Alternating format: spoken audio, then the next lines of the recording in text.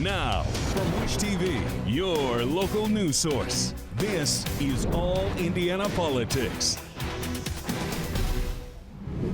Good morning and welcome to All Indiana Politics. I'm Garrett Bergquist in for Phil Sanchez. It's been another extraordinary week in politics, both here in Indiana and around the country.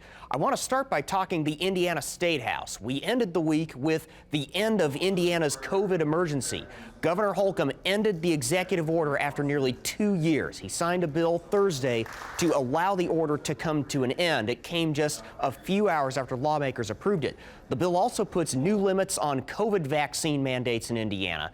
Several other heated topics remain undecided, including school curriculum limits, ending gun permit requirements, and dueling plans to cut Indiana taxes. I went through a fast food restaurant drive-thru the other day, and the side order of onion rings was $4.79. And that kind of framed it up for me. And I can give you a long list of inflation that is hitting folks. So now is a time, because we can, we should.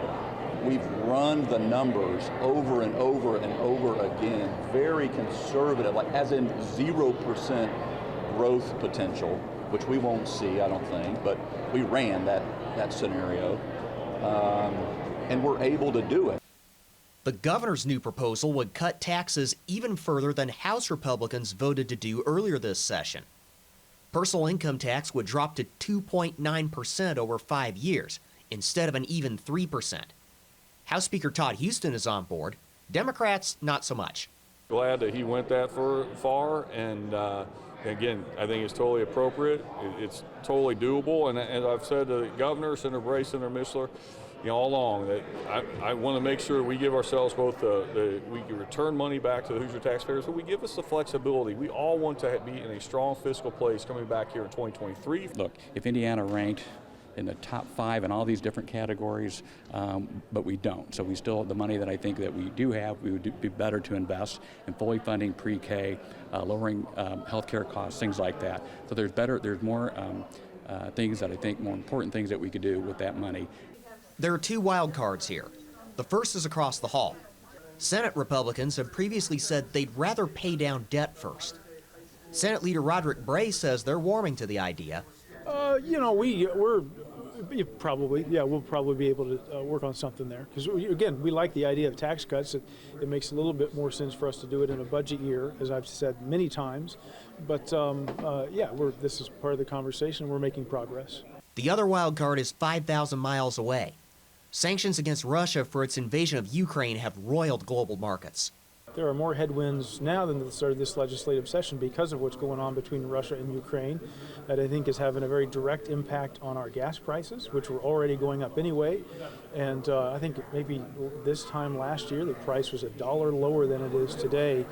And so, that's a concern. The idea of inflation has been a headwind concern of mine for a long time, and what impact it will have on the economy. Now, if lawmakers want to craft a tax cut package, they don't have much time. The legislative session has to end by next Monday, and Houston and Bray both say they want to wrap up by the end of this week.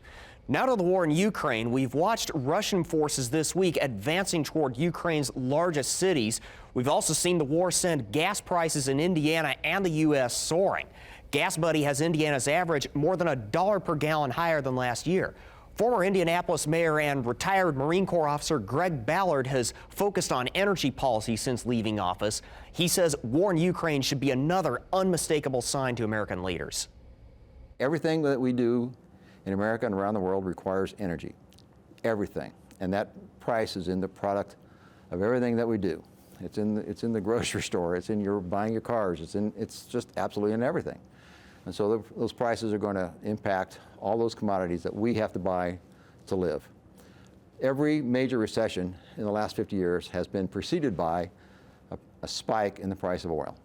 So you might want to see a recession coming at the end of all this also, because that's the norm. That's what's happened over the last 50 years primarily. So we're going to have inflation, might be followed by recession. That's the norm once oil prices spike. So based on that, what would your advice be to the average Hoosier? My advice is buckle down, because the prices are going to stay inflationary, I think, for quite a while, despite what the Fed is doing, which is raising interest rates, which is their tool That's obviously going to happen. So home mortgages will become more expensive also because they're using that as a tool to tamp down inflation. I get that. And it's always a balance between that and employment numbers, and I understand what they're doing at the Fed, trying to balance all of those things. But in the short term, this is going to be painful. Prices are going to continue to go up. You're going to pay more at the gas pump, clearly, but you're also going to pay more for your food and your house and your electricity and everything else. Russia only accounts for about 7% of the oil that we bring in here into the United States. So why is it driving up oil prices so much, gas prices? Russia supplies so much oil and gas to Europe. And so Europe uses a lot of oil and gas also. This is one thing that has always bothered me. Russia gets more than half of its revenue from the oil and gas exports into Europe. The West, including America, keeps feeding its enemy, and then they wonder why they attack and are able to do all these things. Do you see this already forcing a rethink of American energy policy? No, I don't. I actually don't. I don't think they understand it. I've talked to several congressmen and others, and I don't think they get it at all. They just want to drill, baby, drill. They want to do more of that. But oil and gas exports around the world have been the main source of friction, the main source of war for decades now. And I just don't think they understand it. I think that if we get to all countries, or as many countries as possible, being able to use local energy, no matter what that looks like, the world is going to be a much safer place. And if America was smart, they would allow those countries or help those countries get to local energy. Unfortunately, we will probably take the angle of buy from us, not from Russia. Okay, great. But it's better if those countries have their own energy sources right there. That's really the best thing that can happen. That would be a much more peaceful world in the future. And the reason I'm concerned about peace in the future is because whose troops are always involved more than anybody else's? Ours. And I was one of them in the Gulf War in 1991. And the problem is we don't know what on national TV they keep saying the off-ramp, right? Nixon wrote a book, The 10 Rules of Statecraft, 30 years ago or something. I read it, and the one thing I remember is that you have to give your opponent a graceful exit. Yeah. And of course, when you're in the heat of battle, you don't want to do that. But we need to give Putin a way to get out of this if he wants to get out of it. I'm not sure we're going to do that, but I think in his mind, he has to win this because he's going to be embarrassed if he does that. I don't think this is happening, but within Russia itself, is he now weaker because of this? How long do you think the Ukrainians can hold? It's a great question, but it certainly looks like a few more weeks to me. Russia may want to be more aggressive. This is really weird because when you attack, when you're on offense, you want to be fast, you want to be quick, you want to overwhelm them so that their defenses can't stand up and they're disoriented and they can't fight back. That's not what's happening. It seems to be pinpricks here, here, and here, and here. And they look like they're trying not to occupy the ground yet, and they're using artillery. I assume it's artillery fire. It may be mortar fire, but it's probably artillery fire, longer range, to do it and try to wear down the Ukrainians from a distance without having to put their infantry in there and go house-to-house fighting, which is really the most dangerous fighting that there is. So maybe they've lost so many troops already, they don't want to do that. I understand that. But it just looks odd that Russia has so much firepower and they're not using it. They're trying to do artillery fire and trying to wear them down in that way. And you might be able to, but Zelensky doesn't look like he's going to give up because you explode some buildings and unfortunately lose some civilian casualties. But it doesn't look like he's going to give up just for that. Coming up, the final week of debate for Indiana's lawmakers, what you should expect from the State House over the next 7 days. Our political team talks about all of that next on All Indiana Politics. Welcome back to All Indiana Politics as we welcome in two members of Indiana's best political team, Republican Allie Bartlett and Democrat Drew Anderson. Let's talk about what's happening at the State House. One issue that's passed both chambers, the bill that bans transgender girls from school athletics, and now we wait to see if Governor Holcomb will sign it. Drew, let's begin with you. Shouldn't there be a set standard to ensure that we have a level playing field? Look, Garrett, I need to talk about this as a gay man here. This bill and this rhetoric, this conversation reminds me of a time 20 years ago where we were having the same conversations, and what happened was it demonized LGBTQ folks, and it was little gay boys and girls that really doubted whether or not that they could even exist and fit in this world. And what happened was we saw a spike in self-harm and folks who died by suicide. And I was almost one of those kids. And what I wish the governor can do is to veto that legislation, because if he signs that into law, so many trans kids will see a mental health crisis, and we will see that across the state. And so, yes, there does need to make sure that there's an even playing field, but that's been set by the NCAA and the IHSAA, and the government should not be in this conversation.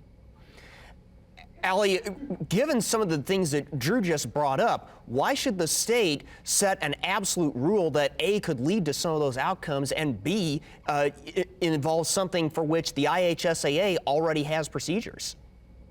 Yeah, absolutely. So first and foremost, I don't think that the intent of this legislation was to demonize anyone, and I'm very sorry for that experience that you had, Drew, and sorry for that experience that anyone would have. I think that the problem here is that there does still exist ambiguity. This is going to continue to be a question. It's going to continue to be something that comes up. Whether or not there are existing rules, those rules are kind of fluid, and it's something that could cause problems for kids participating in athletics throughout the state, not just one subset of kids, but all kids. And so there just needs to be one hard line drawn so that we know the rule book and we can operate from that set of rules. I think this is an attempt to make sure that everyone is playing from the same playing field, and that's nothing more than that. Drew, I see you're shaking your head there. Would you like to respond? Yeah, it's already been set by professionals and folks that have no idea and refuse to have conversations with trans kids in the community are setting the table. And again, what's going to happen is that young trans kids we're going to see a mental health emergency with our trans kids. And it's going to be because of lawmakers who refuse to actually show empathy. I'm not sure that empathy is what's the problem here. I think that what we're trying to have is empathy for all kids that participate in athletics and to set that even playing field. And honestly, it's nothing more than that. This is not targeted at anyone. We've heard a lot of trans athletes come out in the media and speak against stuff, just trying to keep that I do want to move on to taxes here for a minute. The governor now is calling for steeper cuts. Allie, given the economic uncertainty with inflation and spillover from the crisis in Ukraine, is it worth the risk to the state's finances? Yeah, I think that what Governor Holcomb said this week was really powerful, and I actually really applaud him for his diligence on this matter, because he took the time from the time that this concept was introduced at the beginning of session and even before to really take a hard look at our state's revenue forecast and how we were measuring month after month. Yes, there's economic uncertainty throughout the world and in our country, but the good thing is that here at home in Indiana, we have not experienced that sort of economic uncertainty for years. And we continue to see growth month after month. We are exceeding revenue forecasts, and Governor Holcomb did the diligence on this, and that's why his position has now evolved to a place where he feels like we can give money back to our taxpayers and also take on those tax cuts, which I just think we should all applaud him for. Drew, if we already have so much money in reserve, why not let Hoosiers keep more? Phil Giacquino made a point. Why not invest in what is missing in our state? I'm seeing the Republicans tout fiscal management as a big success, but right now we have an F-rated workforce. We have a D-plus rated education system, and our state is not setting up our Hoosiers for success.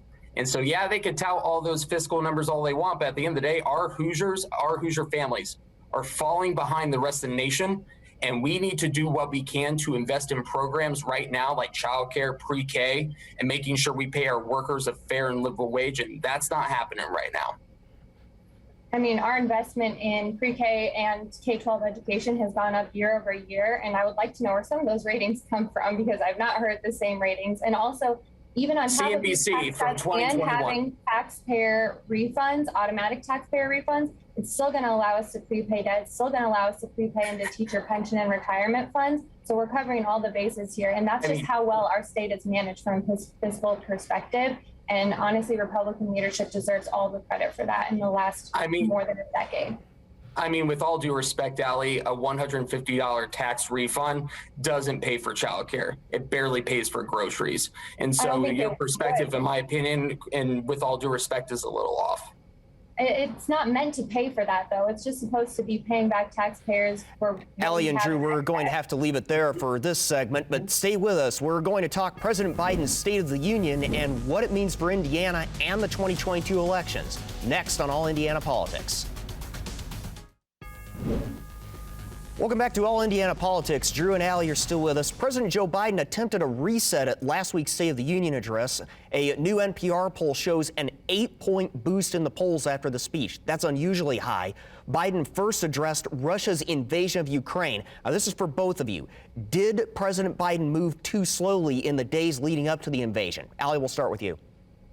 Yeah, I have to say, yes, he did. You know, he spoke about Ukraine a lot during his State of the Union address, but I think we didn't see the strength again that we needed to see, and we didn't see the strength leading up to the crisis in Ukraine that we needed to see. You know, we've unfortunately gotten to a place in this country where our economy is in a weak position, which didn't allow us to impose strong sanctions from the get-go, and that really put us behind as a part of this discussion. Do I think this is directly a U.S. issue? Absolutely not. But as we know, foreign policy is very circular. It's a domino effect, and I did not see the strength from President Biden and his administration leading up to the crisis, and I did not see strength coming out of the State of the Union address that he had this week. Drew, I'll give you a chance to respond. I mean, you're speaking of dominoes, Allie, and I think at the end of the day, the reason why NATO is so unified and the reason why the world is unified behind Ukraine is because the U.S. worked with our European ally partners together to make sure that we really boxed in Putin and that dictator, to make sure that he knew that he cannot impede on democracy and democratic countries. And so while I hear that you're saying that there needs to be there need to be a stronger effort here. If there was a stronger effort, we'd be in World War III right now. And we can't do that. We need to do everything we can to prevent that. And right now, Biden and NATO, they are doing what they can to make sure to pragmatically end this war and end this conflict without causing another world war. I don't necessarily think, though, that a stronger effort means a military presence. I think that strong leadership could have gotten us there a lot quicker with NATO alliances to move the ball forward on things like SWIFT banking, exile for Russia. That all just came too little too late. And if we were really a strong world unifier at this point, if we were really leading the charge with NATO, that would have come a lot sooner. And it was too little. I mean, with all due respect, real quick, Donald Trump called Vladimir Putin a genius. And if it were Donald Trump that was president right now, he would be praising him. So let's just stay. Allie and Drew, I do want to move on to domestic policy here for a minute. President Biden called for a higher minimum wage, drug price caps, child care, and a host of other programs. Drew, anything that reaches his desk almost certainly will have to be watered down to get through Congress. Yeah. Is this worth it? Could he lose that 8-point bump going into November? I don't think so, because he was speaking directly to the American people about what we've accomplished, but what we have to do. And from the Indiana Democratic Party's perspective, we were really excited to hear that on top of trying to combat inflation, which we Democrats have a plan for, we are actually funding law enforcement to help fight crime across the state. And we are ready to help pass comprehensive immigration reform that should have been done in 2013 when Joe Donnelly voted yes on that legislation in the U.S. Senate. So Democrats were stepping up again. We're ready to deliver, and we actually have some plans that address issues across the board. Drew, I'm going to need to give Allie the last word here. Is any of this passable in any form? Honestly, I hope some of these initiatives are passable and that we can get to a middle ground for things like inflation that are negatively impacting Americans every day. But what I heard from the president, there was no tangible path forward on any of these things, especially on inflation. I mean, his proposals were just kind of backwards. He was, touting a nationalism kind of platform, but then talking about lowering costs instead of wages, and it just doesn't even out. We'll have to leave it there. Thank you both for joining us. We'll be back here next Sunday morning at 9:30. You can also find our brand new All Indiana Politics podcast as part of the All Indiana Podcast Network at wishtv.com. Have a great rest of your weekend.